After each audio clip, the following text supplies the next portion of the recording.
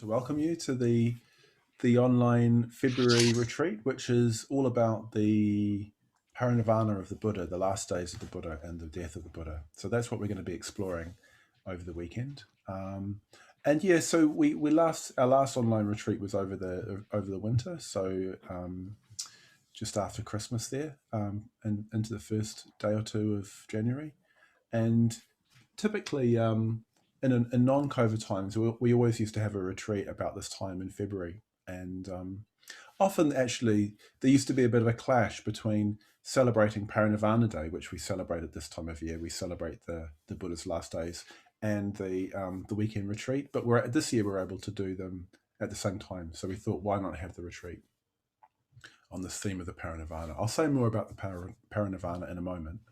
What we're going to do tonight is basically I'll say a few words about the retreat, what we're going to be doing, a little bit about the theme, and then we'll have breakout rooms. So we'll split into breakout rooms and have a chance in a smaller grouping to report in and say how we are and say how we feel about the retreat that we're going to be entering into over the weekend.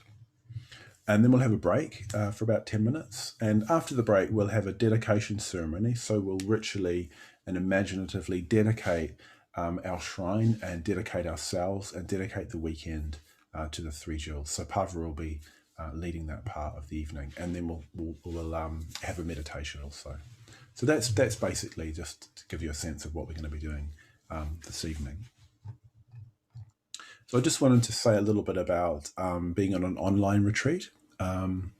So ordinarily, if we went on a retreat, we'd go to a different place.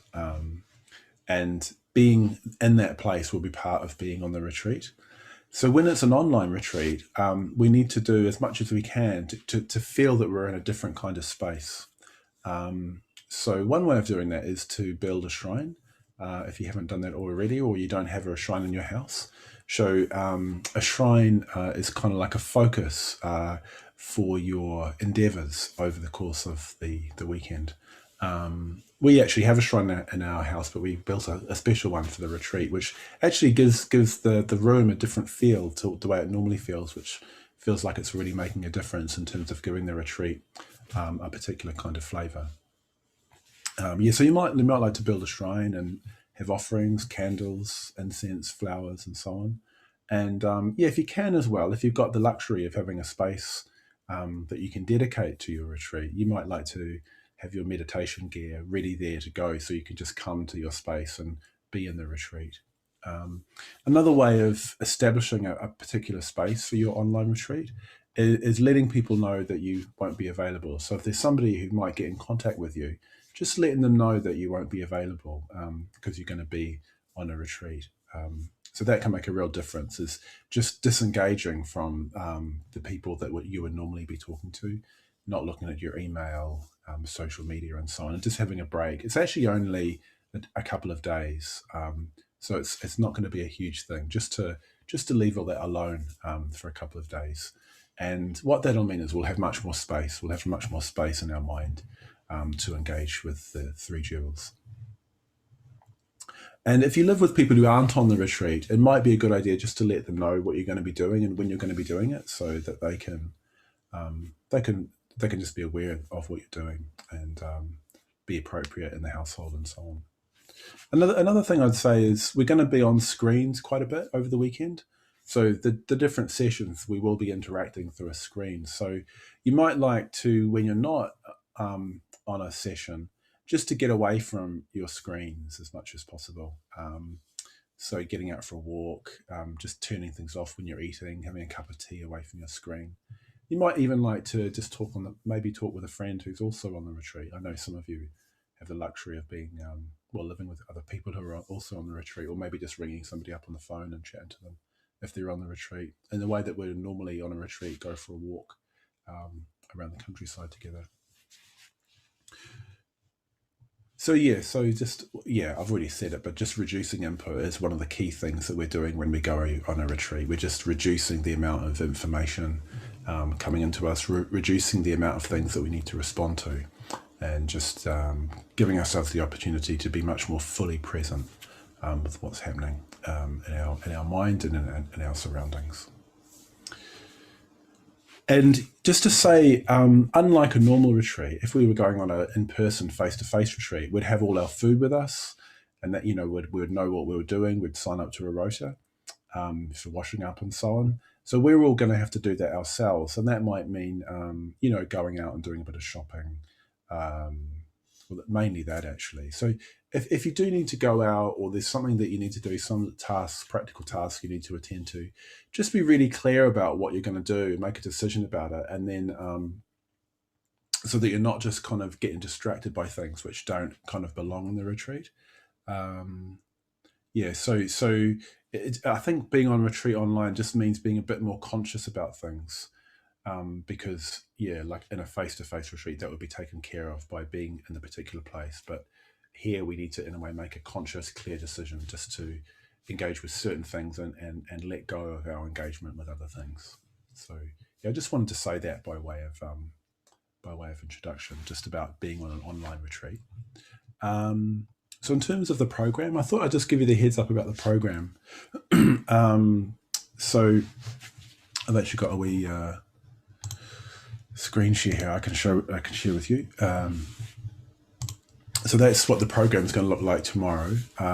So we're going to be starting meditation at 7:00, and then at 11 we'll have a talk.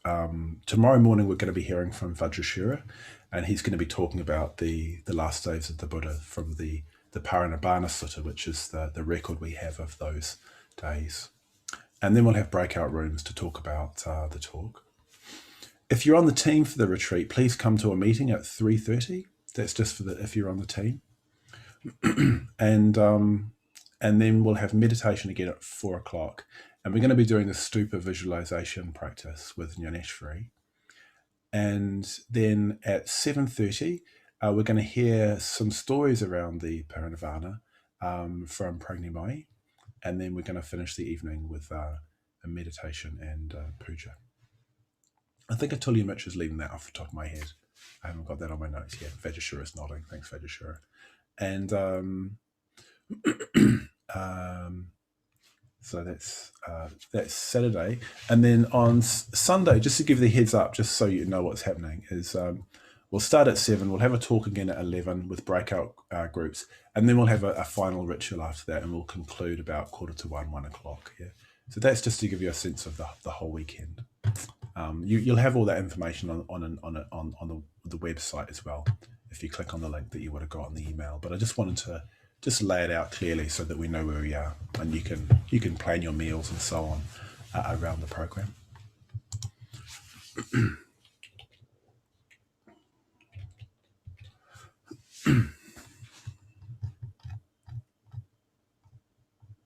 And just to say, just a practical thing, that the Zoom link will be the same for all of the sessions. Yeah, so if you just click on that link, you'll get into all the sessions. Yeah, so just to mention that, and do try and get here a few minutes early. Sometimes Zoom is a little bit pernickety and can take a few minutes to connect, so it's a good idea just to get there just a few minutes early, connect. You can even turn your camera and your microphone off and go and do what you need to do, but it's just really nice to connect early so that we can start on time. And or you might just like to, in the way that we would on a normal retreat, just arrive a bit early and just relax and just prepare yourself for what you're going to be hearing, or the meditation that we're going to be doing. So the theme of the retreat, I'll just say a few words about the theme. The theme of the retreat is the Parinibbana of the Buddha. And like I was saying, there's quite a long sutta, quite a long sutra or teaching of the Buddha, which basically outlines what happened in the last months of the Buddha's life. It's quite a long sutta. It's kind of like a short novel, and there's lots of different passages where the Buddha's basically talking to his disciples for the last time. And one of the things he does is he really boils down his teaching into the essentials, and he gives those essentials to his disciples. And in one particular passage, he talks about pilgrimage. he says that there are 4 places that someone should visit. What he says is there are 4 places that merit being seen by a clansman with conviction, that merit his feelings of urgency and dismay. That's dismay in conditioned things. Yeah, so there's these 4 places that if you're serious about the Dharma, that you should visit. And the 4 places are, first of all, where the Tathagata, where the Buddha was born, where he attained awakening, where he first set rolling the wheel of the Dharma, where he first taught the Dharma, and where he passed away. And he says that it's a great benefit to visit these places.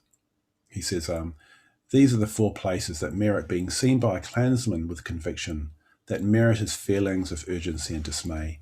They will come out of conviction, Ananda, monks, nuns, male lay followers and female lay followers, to these spots. So the Buddha's really encouraging people to visit these particular places. And it's actually said that anyone who dies, this is what the text says, anyone who dies while making a pilgrimage to these shrines with a bright, confident mind will, on the breakup of the body, after death, reappear in a good destination, a heavenly world. So, he's sort of talking about these particular points in space, these particular places associated with the Buddha that are really important to visit. So in a way that corresponds to our kind of Triratna calendar, our Buddhist calendar, where we, at points during the year, evoke these particular points in the Buddha's life. So, for example, on Buddha Day, we bring to mind, we strongly evoke the Buddha's awakening. On Dharma Day, we strongly evoke the first turning of the wheel of the Dharma. And on Parinirvana Day, which we celebrate on the 15th of February, so it's actually a few days ago, but we're celebrating it this weekend, we celebrate that moment where the Buddha's body dissolved, where he attained Parinirvana. We'll hear more about what that means over the course of the weekend. And we'll hear more about it. It's quite a mysterious occasion. It's quite a mysterious occasion where the Buddha, for the people that knew him, for his disciples, he disappeared. So the man who was their refuge and who they'd gone for refuge to, whose teaching they'd followed, and whose disciples they'd associated with very, very deeply, very wholeheartedly, maybe for decades, suddenly just disappeared. He wasn't there anymore. So you can imagine it being just an incredibly strange time, and a time when the person of the Buddha and the truth of impermanence kind of very strongly came together. Now, the Buddha had been talking about impermanence for the whole of his teaching life. Again and again, he would talk about the value and the importance and the liberating effect of meditating on impermanence. And here he was demonstrating it in a way, as it were, with his physical body. His body was there and then it wasn't there. So it would have been, a very, very strange time. And according to the accounts we have, a very kind of frightening, a very hair-raising time for many of the disciples. Many of them felt, the particular phrase in the text is, he who was the eyes of the world has vanished. That light has gone out. So some of them felt like that. Of course, the enlightened disciples didn't respond in that way. They responded with equanimity. But we'll hear more about that over the course of the weekend. So as I was saying, it's said to be very traditionally very beneficial to visit the places where the Buddha did those significant things, where he was born, where he gained awakening, where he taught the Dhamma, and where he died. And it's very positive, because thinking about the Buddha, reflecting on his qualities, reflecting on his teaching, is a weighty, skillful action. It's a weighty, skillful karma. And so in a way, that's why if you do those things, there'll be a positive benefit that will accrue from that. So that's what we're going to be doing over the weekend. In a way, that's what all retreats are about. about bringing to mind the Buddha's qualities, reflecting on the Buddha's qualities, and allowing that resonance between his qualities and those qualities that are potential within us to resonate, so that we begin to kind of resonate between the latent potentiality we have for awakening within us and the Buddha's full realization of that potentiality.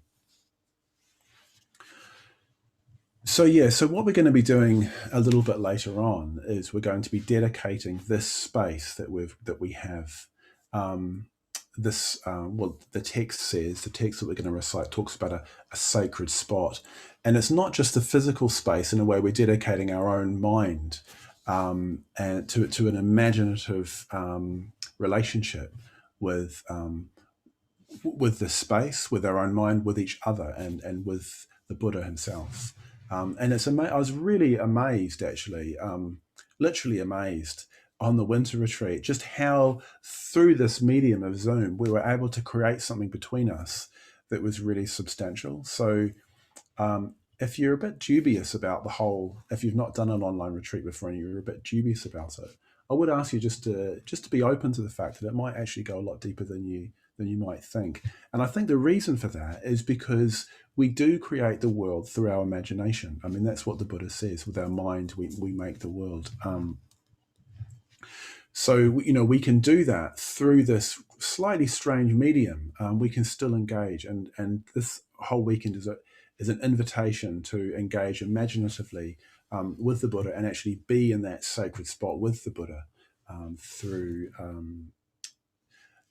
reflecting on his life, through reflecting on what he did. And also one of the ways we're going to be doing that is through mantra. So mantra is a sound that evokes the particular quality of the Buddha, the particular sort of enlightened, awakened, compassionate wisdom that he possesses. And it was interesting, actually, just this afternoon, we have our chapter meeting, so a number of order members, we meet together, and we did a particular mantra, the mantra associated with the Buddha, because it was Parinirvana Day.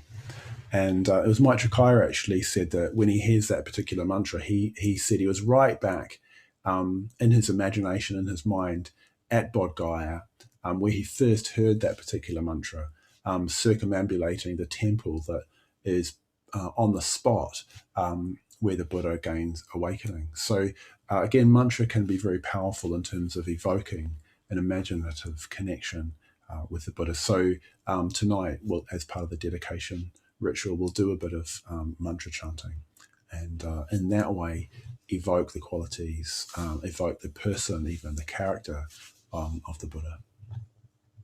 So that's just a little bit. We'll hear more over the course of the weekend. That's just a little bit, just by way of orientation, with the Buddha and with the Buddha's parinirvana.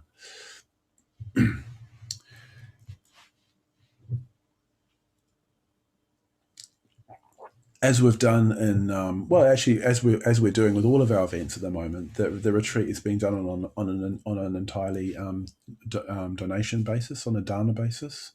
So just to say, we're really grateful. People have been so generous, actually, in just giving to the DBC and enabling us to continue to do what we're doing it in a different way, but continuing the basic fundamental project of the Dublin Buddhist Centre, which is to make the Buddha's teachings available to people, not just to hear about, but to actually practice collectively with each other. So thank you everyone for your generosity. It's just been really quite moving to witness, actually, I would say. It's kind of ironic as well that even though we're not able to be together, I've had some of the strongest experience of the value of our community through these kind of online meetings and online events.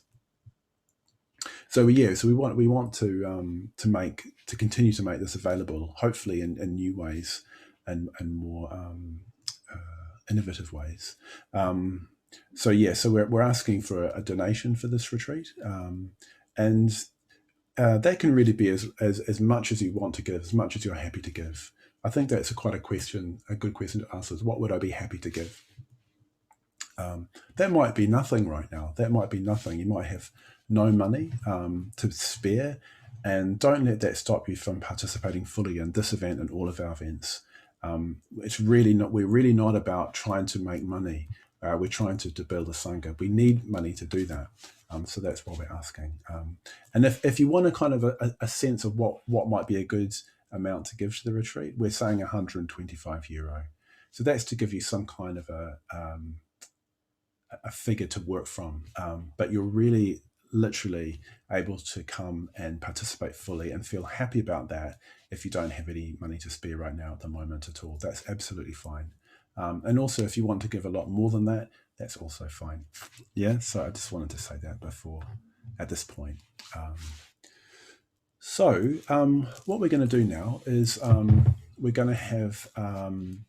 we're going to break into small groups. We're going to break into groups of 6. And it's an opportunity, many of you will have done this before, it's an opportunity to report in. It's an opportunity to share with other people how you are right now, how you feel about the retreat. And you might it might be an opportunity to make conscious any decisions you've made about how you're going to play the retreat, so how you're going to engage with the retreat, which bits... of the retreat you're going to attend, hopefully all of it, but there might be something that you need to do that will mean that will pull you out. But it's just an opportunity to be conscious about that by telling some other people about it. So we'll do that, and then I think probably what we'll all come back together after that, if you can arrange that, Kevin, and then we'll have I'll just say one other little thing, and then we can go on a break.